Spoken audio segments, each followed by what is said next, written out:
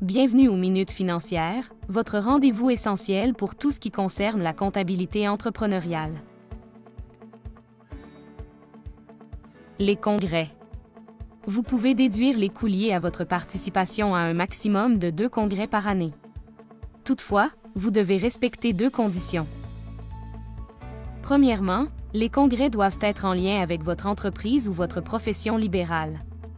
Ensuite, les congrès doivent se dérouler dans la zone géographique où le contribuable exerce habituellement ses activités. La deuxième restriction peut ne pas s'appliquer si le congrès est parrainé par un organisme étranger. Pour illustrer cette exception, prenons pour exemple un congrès de coiffure donné en Europe par un organisme français. Cette dépense pourrait être admissible alors que les frais de congrès pour une association commerciale, regroupant uniquement des marchands de la province du Québec, ne seraient pas admissibles s'il avait lieu en Australie, ni même en Alberta. Les frais de participation à ces congrès peuvent inclure des dépenses pour repas, boissons ou divertissements. Veuillez noter qu'ils font l'objet d'une limitation fixée à 50% de la dépense réelle.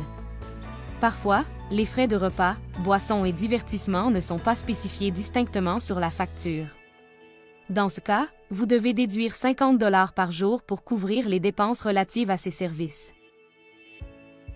Sachez que les collations légères, comme le café et les beignes, ne sont pas considérées comme des repas ou des divertissements lors de réunions ou de réceptions dans le cadre d'un congrès. Les frais de congrès doivent être déclarés à la ligne 9270 de la T 2125 et à la ligne 224 de la TP 80. Si cette capsule vous a été utile, n'oubliez pas de cliquer sur j'aime, de partager et vous abonner pour plus de contenu. Pour une analyse approfondie de vos besoins, planifiez votre rencontre stratégique initiale dès maintenant. À bientôt pour de nouvelles réflexions financières.